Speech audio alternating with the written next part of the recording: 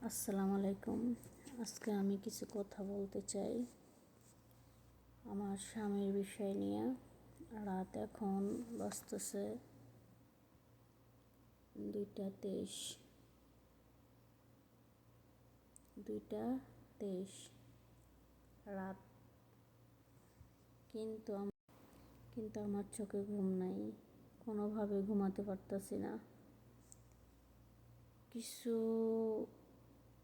Tension আমাকে শেষ করে দিতেছে। আমি ভালোবেসে বিয়ে করি, কিন্তু আমার ভালোবাসাটা যে এভাবে মিথ্যে প্রমাণ হবে আমি কখনো ভাবি নাই। যাকে এত ভালোবাসছি সে যে আমার প্রতিনিয়ত ধোঁকা দিবে আমি কখনো ভাবি নাই। মানুষ বারবার ভুল করে, মানুষ বারবার ভুল করে না, করে আবার করে না। ভুল করলো সরি বারবার বলা যায়, কিন্তু ক্ষমা বারবার করা যায় না। আমি অনেকবার সুযোগ দিছি এই মানুষটাকে, কিন্তু সে প্রতিনিয়তই ঠকিয়ে গেল আমারে। প্রতিনিয়ত ঠকাইছে, প্রতিনিয়ত আমারে ঠকাইছে। আমি ওরে এতটাই ভালোবাসছি যে আমার যে 2টা সন্তান আছে তাদের কথা আমি ভুলেই গেছিলাম।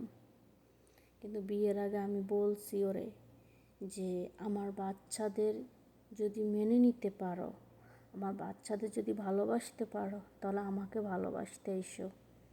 সে বলছে, হ্যাঁ তোমার থেকে বেশি ভালোবাসি আমি তোমার সন্তানদের। কিন্তু দিন শেষে আমার সন্তানদের আমি হারিয়েই ফেলছি। এক কথায় আমি হারিয়ে ফেলছি, তাদের মাকে তারা হারাই ফেলছে।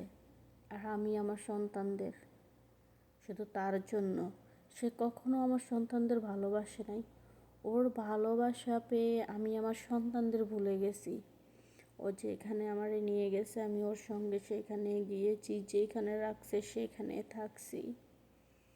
তো আমাদের কুলজোর একটা সন্তান আসে, মেয়ে বেবি, তাকে নিয়ে অনেক আনন্দে উল্লাসে আসছিল। সে তার সন্তানকে নিয়ে অনেক ভালো। কখনো আমার সন্তানদের খোঁজ খবর নেয় নাই, কখনো আমার সন্তানদের জন্য তার হাতে কখনো কোনো কিছু ওঠে নাই। আমি তারপরেও তারে কখনো এগুলা নিয়ে অভিযোগ করি নাই। যেহেতু বিয়ে করেই ফেলছি, এখন এগুলা নিয়ে বাড়াবাড়ি করলে তো আর হবে না, কিচ্ছু করার নাই। কিন্তু যতই আমি ওরে সুযোগ দিছি, কিন্তু লাভ হয় নাই। তার আবার একটা অতীত আছে, সেই অতীতটা নাই বললাম আমি এইখানে।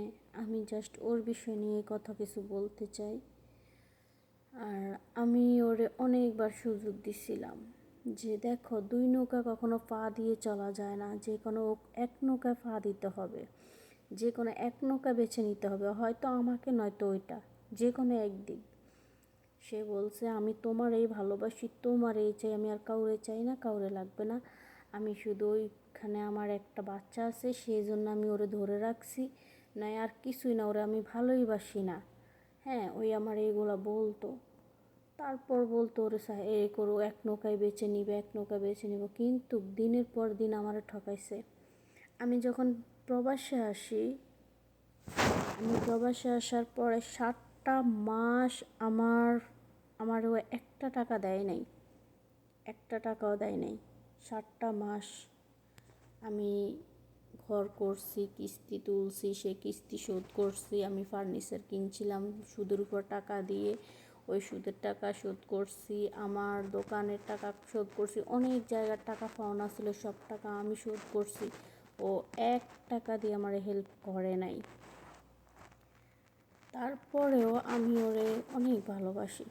আমি বেহায়া, সে এত কিছু করার পরেও আমি তারে বেহায়ার মতোই ভালোবেসে গেছি। আমি তারে সুযোগ দিছি, প্রতিবার সুযোগ দিছি। আমার বাচ্চা, দুধের শিশু, আমি ওদের বাড়িতে রেখে আসছি, ওদের বাড়িতে ওর মা বাবার কাছে রেখে আমি আসছি। ওর বোন ছিল, ওর ভাই ছিল, ওর মা বাবা আছে এখনও। তো ওদের কাছে আমি আমার সন্তানটাকে 2 বছরে পা দিছে আমার মেয়ে, তখন আমি ওদের কাছে রেখে আসছি। আর ওরা যখন আমি রেখে ওদেরকে এত করে বলছি যে আমার মেয়েটারে একা রুমের রাখিয়েন না, আপনাদের সাথে শোয়াইয়েন, ও ভয় পাইব, ও এখনও ছোটো। কিন্তু আমার বাচ্চাটারে ওরা একা রুমে শোয়াইতো, তাও আবার একা রুমে কি আমার মেয়েটারে নিচে শোয়াইতো। কখনো আমার মেয়ে নিচে ঘুমায় নাই, কখনো আমার মেয়ে একা ঘুমায় নাই, খুব ভয় পেত সে। আমার মেয়েটার উপর অনেক নির্যাতন করছে ওরা।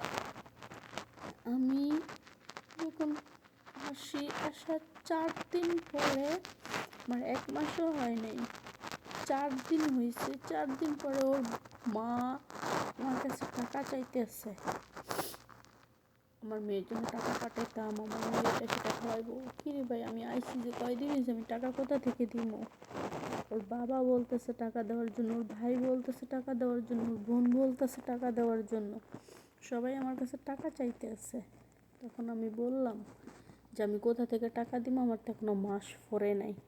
তখন আমার জামাইরে বললাম যে দেখো, তোমার মা, ভাই, বোন ওরা সবাই আমার কাছে টাকা চাইতেছে, এখন তোমার থেকে 5,000 টাকা পারলে দাও, আমি পরে তোমারে দিয়ে দিব। ওদেরকে বইলো যে আমি দিছি, কিন্তু আমার জামাই দেয় নাই, দিবে বলে দেয় নাই। পরে ওর বাবা মা কী করছে, বলতেছে টাকা যে পর্যন্ত দিবি না তোর মেয়ের সাথে তুই যোগাযোগ করতে পারবি না। আমার মেয়েটার সাথে আমাকে যোগাযোগ করতে দেয় নাই। আমি কত কান্না করছি, এক এক রাত আমার জন্য, মানে আমি সারাটা রাত আমার জন্য বুক ফাইটটা যেত। এভাবে আমি কান্না করতাম, আমি সারা রাত কান্না করতাম, দিনে কান্না করতাম, আমার কলেজে ফাইটটা যেত আমার মেয়ের সাথে কথা না বলতে পারলে। আমি তো শুধুমাত্র বিদেশে আসছি কেন, আমার জামাই আমার দেশে থাকতো ঠিকভাবে চালায় নাই, যার কারণে আমার বিদেশে আসা লাগছে। আমার কোনো বিপদ আপদ আমি আমার জামাইরে ফাঁসে পাই নাই, কখনো পাই নাই। উল্টো আমার যখন সমস্যা লাগতো তার তখন টাকার দরকার হয়ে যেত, প্রতিবারে এমনটা হয়েছে। তারপরও এগুলো নিয়ে আমার কোনো আফসোস নেই, কোনো দুঃখ নাই। আমার সন্তান যখন ওদের বাড়িতে আমি রেখে আসছি, তখন আমার সন্তানের সাথে আমার সাথে কথা বলতে দেয় নাই, আমার ফোন ধরতো না। আমি ফোন দিতে দিতে দিতে দিতে মানে ওদের সবার ফোন আমি ফোন দিতাম, কেউ আমার ফোনটা ধরতো না, কেউ ধরে নাই আমার ফোনটা। আমার মেয়েটার সাথে আমি কথা বলতে পারতাম না।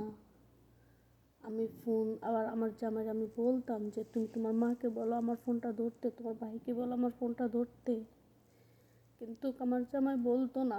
আমার জামাই যদিও ভিডিও কল দিত আমার মেয়েরে, আমার অন্য মোবাইল দিয়ে কল দিয়ে আমার মেয়ে দেখাইতো। আমার মেয়েটা এতিমের মতো তাকিয়ে থাকতো, ও যেন কিচ্ছু জানে না, অসহায় হয়ে গেছে আমার মেয়েটা, কেমন জানি কাঙ্গাল হয়ে গেছে। আমি যখন খবর পাইছি, আমি আবার খবর লাগাইছিলাম ওইখানে আমার মেয়েটা আসলে সুস্থ আছে না নাই। আমি যখন খবর লাগাই তখন জানতে পারি আমার মেয়ের নিচে শোয়ায়, তাও কার্পেটের মধ্যে নিজের নাও একটা চাদর বিছাইছে নাকি। আমার এই ছোট্ট মেয়েটা অনেক ভয় পাইছে, অনেক।